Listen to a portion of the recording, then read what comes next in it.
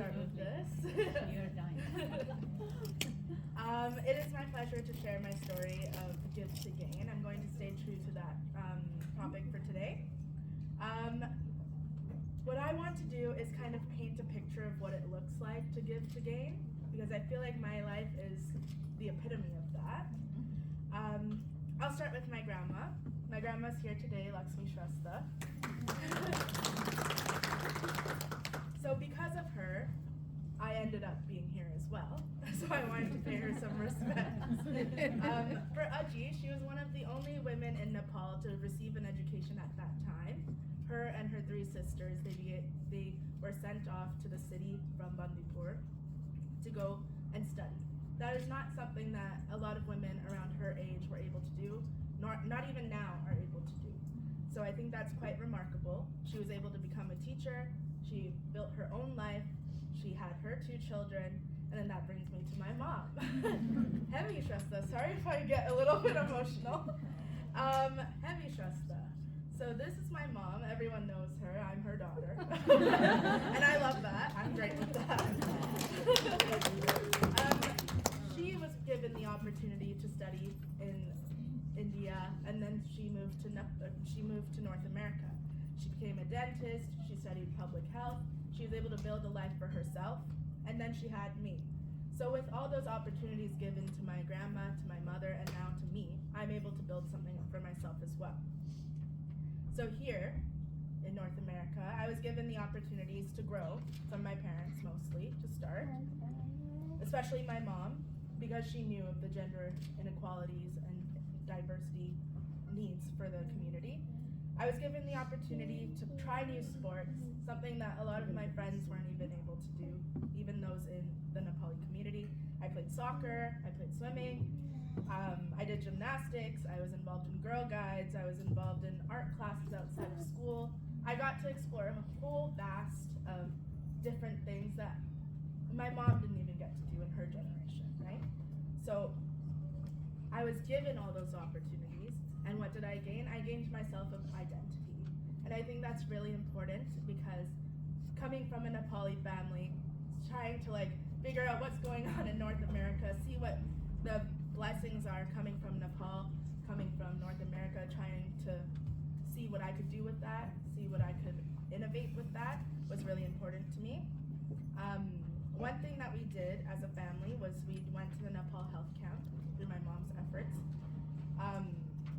This is where I started to kind of decide what I wanted to do. I was only 10, but I was very in tune with my mom. So she taught me a lot about healthcare and just children's needs and women's needs at that time. So I got to volunteer, I got to lead the children's program. I was a child myself, but that also kind of helped me relate to everyone. So being able to speak the language and teaching at this health camp alongside Kathy, who's here as well, that was a great opportunity for me to see what opportunities I was given here in North America that my could-be cousins would not even receive in Nepal. So it was really nice for me to see how blessed I was in North America, not to say that my blessing should be more than theirs. I'm just saying it's 2 different things, right? They can be living here, they could have the same passion, same strengths as I do, but I'm here in North America where I have opportunity to act on it, so I may as well, right? That's why we came here, that's why we want to keep growing. At the Nepal Health Camp, I got to work alongside doctors, dentists, nurses, first responders. I was participating in the public health sector, so teaching how to wash hands. I really want to be able to give back to my community. And so throughout my life, when I came back home to Langley, BC, I started volunteering within my school. I started a club at school that would focus on gender equality and equity. I became a peer academic leader. I started working in part-time jobs just to get some different skills, because you gain so many skills trying so many different things. And luckily North America had that to offer, so that's what I went for. So as I grew up, I just built my identity, and I'm continuing to build my identity now. I kind of decided to become a nurse to encompass the way of giving that I received as well. Now I work in cardiology. I was lucky enough to go to nursing school here and dabble in a bunch of different specialties. Luckily, I landed on cardiology as a new grad. It is an intense specialty that I work in. However, it's taught me so much within the last 8 months or so I've been working. It kind of resonated with me when I was like, oh, so I'm taking care of a lot of people who have heart issues. And part of my job, I got to fix their heart alongside the surgeons and everything, right? So when we're giving to people like a new life, like how Shiwangi was able to donate her kidney to her mom, right? These are huge altruistic things that we're doing, but in return, I'm not expecting anything in general in return, but I was able to gain such a perspective in seeing how people live their last moments of life or another chance at life. So now I'm studying in critical care so that I could be with people at the end of life as well. So I'll be going to the ICU at the next week actually. I'm really excited to give back to my community. I got to, I'm very excited to give back to my community, and now I'm kind of doing it on my own terms. I was grateful, and I'm very, very grateful that my mom led me to where I am today. But now I'm also excited to make my own decisions, see where that takes me as well, and just kind of refine who I want to be and who I plan to be in the future. So now I've moved to Burnaby, Brentwood, new area. I really wanted a new change, and luckily I was given the opportunity to do so. I know a lot of people wouldn't be able to do what I could do because of the resources that I had, but I'm grateful that I got to move to Burnaby.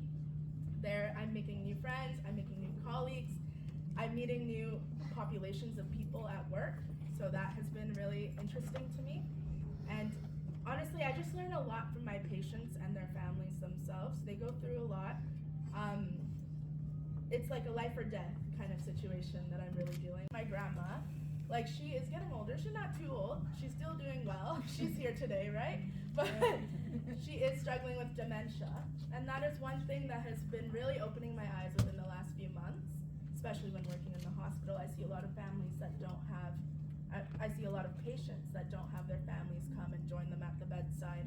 So that's something that I like to do for them. That's why intensive care is my passion right now, because I want to be with the person to make sure that they're not alone.